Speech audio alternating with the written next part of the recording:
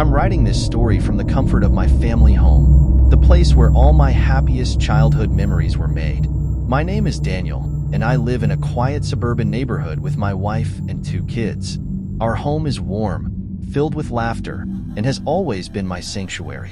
But recently, a dark family secret came to light, turning my safe haven into a place of fear and suspicion. It all began last summer when my grandmother passed away. She was the matriarch of our family, a strong and loving woman who had held us all together. Her death left a void in our hearts, and the task of going through her belongings fell to my parents, my siblings, and me. One weekend, we gathered at her old house, a beautiful 2-story home in a small town a few hours away.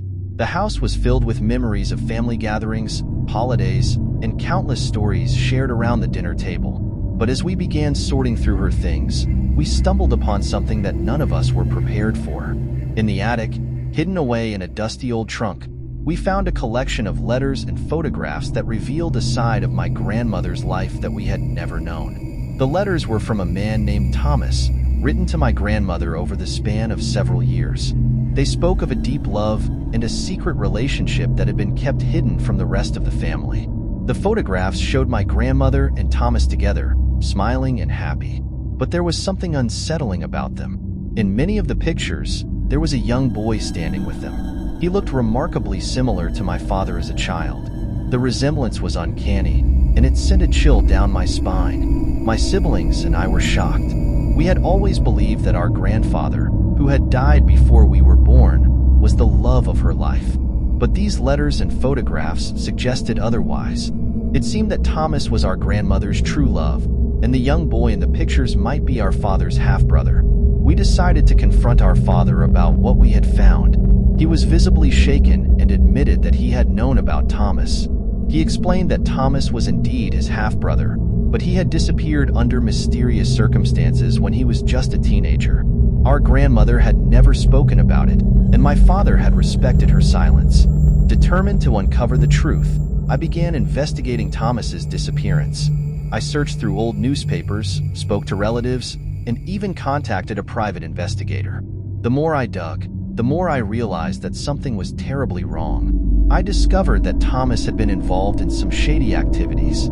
He had fallen in with a bad crowd and had been arrested several times for petty crimes. But just before his disappearance, he had been arrested for a much more serious offense, armed robbery.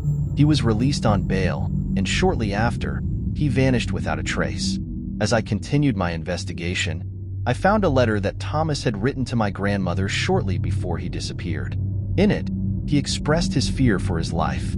He mentioned a man named Frank, who he claimed was out to get him. The letter was frantic and disjointed, filled with paranoia and fear. I managed to track down Frank, who was now an elderly man living in a small town nearby. He was reluctant to speak with me at first, but after some persistence, he finally opened up. He admitted that he had known Thomas and had been involved in some of the same criminal activities, but he swore that he had nothing to do with Thomas's disappearance. According to Frank, Thomas had been desperate to escape his life of crime. He had planned to leave town and start fresh somewhere else, but on the night he was supposed to leave, he never showed up. Frank believed that Thomas had been betrayed by someone close to him. With this new information, I went back to my father. I showed him the letter and told him what Frank had said. My father was devastated. He had always believed that Thomas had simply run away, but now it seemed that something far more sinister had happened. We decided to go through my grandmother's things once more, hoping to find any clue that might lead us to the truth. And that's when we found it, a small, hidden compartment in the trunk where we had found the letters and photographs. Inside, we discovered a journal that belonged to my grandmother. The journal revealed that my grandmother had known about Thomas's involvement in crime and had tried to help him turn his life around. She had even planned to leave town with him and start a new life. But when Thomas was arrested for armed robbery, everything changed. The final entry in the journal was written on the day Thomas disappeared.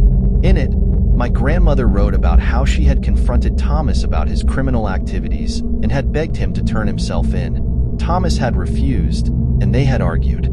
My grandmother wrote that she was terrified for his safety and didn't know what to do. As I read those words, I felt a deep sense of sadness and guilt. My grandmother had been caught in an impossible situation, torn between her love for Thomas and her desire to protect her family. And in the end, she had lost both. With the journal in hand, my father and I went to the police. We provided them with all the information we had gathered and asked them to reopen the case. It took several months, but eventually, they were able to piece together what had happened. It turned out that Thomas had been betrayed by one of his so-called friends, who had tipped off the police about his plans to leave town. Thomas had been ambushed and killed, and his body had been buried in a remote area outside of town. The police were able to locate his remains and finally bring him home. The discovery brought a sense of closure to our family, but it also left us with a deep sense of guilt and sadness. My grandmother had carried the weight of that secret with her for all those years, and we had never known. She had loved Thomas deeply, and his loss had haunted her for the rest of her life. As I sit here in my family home, I can't help but feel a sense of relief that we were finally able to uncover the truth. But I also feel a profound sense of responsibility to honor my grandmother's memory and ensure that her story is never forgotten. If there's one thing I've learned from this experience, it's that family secrets have a way of coming to light, no matter how deeply they're buried. And sometimes, the only way to find peace is to confront the past and face the truth, no matter how painful it may be.